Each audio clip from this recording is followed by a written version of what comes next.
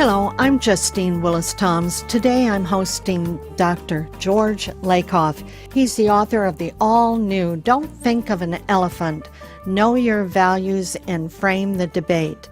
George, welcome to the New Dimensions Cafe. A pleasure to be here. It's a pleasure to have you. Tell me, let's talk about the differences between the concept of freedom between the different political parties in this country. Well, it's not just parties, it's ideologies. If you are a progressive, then freedom is defined in a very interesting way. It says you believe that in a democracy, citizens care about other citizens, and they act through their government to provide public resources for everybody. And those public resources allow for freedoms. So, for example, in a business, you need public resources. You need roads and bridges and sewers, and you need an electric grid, and you need communications, and you need a judicial system that's mostly for corporate law, and you need police protection, and on and on. Along things, you need access to public resources constantly, and public education if you're going to hire educated workers. So freedom to start a business or work in a business requires those public resources. Private enterprise depends on the public, and that gives you freedom. But it's also true in private life, because if you, for example, don't have an education, and public education is there for you, then first, you don't know enough to know how to be fulfilled in life. You need to know things, to know what possible fulfillments there are, and you don't have the skills and knowledge to carry them out if you're not educated. So public education is crucial. Public health is crucial. If you're sick or diseased, you need it. If you don't have a health insurance, what happens? Well, if you have cancer without health insurance, you're certainly not free. You're not free if you break your leg and you don't have health insurance and you can't get it set. You can't move. You can't walk. If you are discriminated against and so on, in jobs and so on, in all sorts of ways, you're not free. Martin Luther King was clear about this. And similarly, in all sorts of areas, you are not free if you are discriminated against, if you don't have public resources, if you don't have education, public health, access to safe food, all of the things that our citizenry offers to the government. And this is important because you need to talk about it. Conservatives have taken over freedom as if they owned it. And so how do they look at freedom? For conservatives, they talk about liberty and freedom in the following way. They say that a democracy provides liberty, that is, the ability to do what you want with your property and your abilities, period, without depending or getting anything from anyone else, because getting something from someone else makes you dependent, and that isn't free, and without having any responsibility for other people, because everybody should have their own personal responsibility alone. They believe in personal, not social responsibility.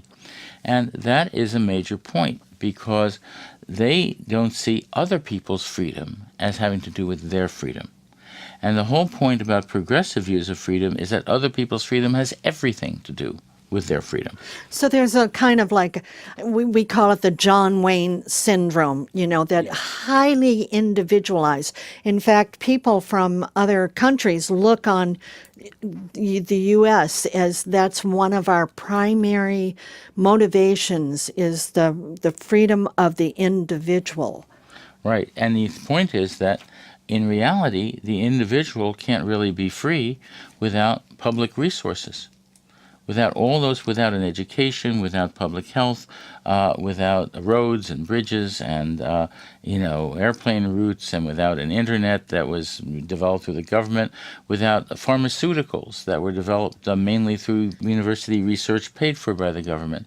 Most of your freedoms actually come through public resources. So let's talk about the commons. This is like something that is not usually in the public discourse. What are the commons? The commons have to do with what we all own. For example, who owns the air? Well, it turns out we all do. Let me give you a further example. In an aquifer, who owns the water? Well, what happens is, for example, there was an interview recently with a farmer who was taking all the water out of his well. And in California, he was a cotton farmer, used a huge amount of water. And in California, the agribusiness folks years ago said that people who have wells can take all they want and they don't have to tell the state how much water they're taking.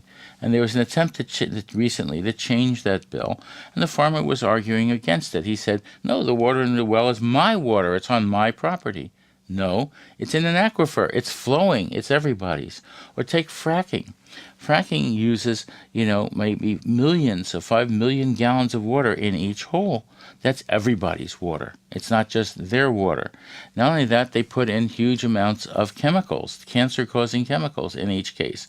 They're polluting our water, everybody's water, if it goes into aquifers, if it goes into streams, and so on. If you're a coal company and you blow off the tops of mountains and they go into streams and pollute the streams, that's everybody's water. This is crucial. The idea of water and air, if you are polluting the air, that's everybody's air. It's not just your air. You all own it in common. And the same is true of property that is not private property, that's public property, like national parks, for example. So there are, people who have grazing rights in national parks who destroy the national parks. There are timber companies who do clear cutting in national parks, which is horrible. They are destroying the forests. So, George, let's go back to water. Now, one of the facts, that scientific fact, is that when you deplete an aquifer, that spongy quality that it has goes away. So it's not renewable. Now, this is a scientific fact. But you have said in your book and have pointed out that facts don't mean diddly squat, so to speak, to someone who has a different viewpoint. That's correct. Absolutely right. You have to change the viewpoint. And you change the viewpoint through language and through communications and through a system of communications that says, look, most people, conservatives or progressives, are partly the other. That is, there are many progressives who are partly conservative. Most conservatives are partly progressives on some issues. But you need to be able to say what you believe and get your language out there, because your language changes brains. And this is a kind of what you talk about when you talk about framing. And what is framing a slogan? No. Or propaganda? What is framing? First of all, we all frame every time we think. Frames are what you think in terms of. There are neural structures that you use for thinking. Every word is defined relative to a frame, relative to that neural structure. So every time you say a word or hear a word, that frame is activated, and when that's activated, that neural structure gets stronger. If the word is repeated, it gets stronger and stronger. So it's actually about thinking and about reasoning. That's what framing is about.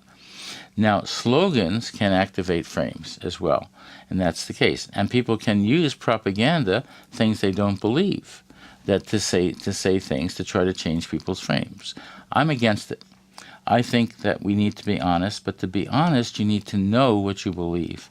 And 98% of our thought is unconscious. And most progressives don't know their own moral system. They don't know their own view of democracy because they have it unconscious in their brains. It does work. It affects what positions they believe, but they don't know the general principle upon which those beliefs are based. And progressives need to know that. That notion that is unconscious about what your moral principles are and what your view of democracy is needs to be made conscious. You need to say it. So how can you help us to get that unconscious belief, that moral system, out from unconscious thought to conscious thought? This book is for that. The all-new Don't Think of an Elephant is, first of all, tells you what it is and things to say. But in addition to that, you can't just read the book and do it, because you need training. The conservatives train people all the time, over and over. They have long trainings. They go on all the time. The Leadership Institute has trained 159,000 people in 20 years, and they're out there on talk shows. They're out there all over the place, constantly doing this, and they are on listservs. They are given talking points every day and booked on radio talk shows and in high schools and in businesses and so on to say these things over and over. And they do, and that changes people's brains when they do. Progressives need a communication system and a training system that will take what is in this book and allow them to get at what they really believe deeply in their own brains, to make the unconscious conscious. That's what this book is about. It's about making the unconscious conscious so that you can honestly say what you really believe. Well, George, may it be so. May it be so. May we really bring that to light in whatever ways we can to really help democracy be a true democracy. Thank you, Justine. It's been a pleasure to be here. It's been my pleasure. I've been speaking with Dr. George Lakoff. He's the author of the all-new Don't Think of an Elephant, Know Your Values and Frame the Debate. And if you want to know more about his work, you can go to his website, georgelakoff.com.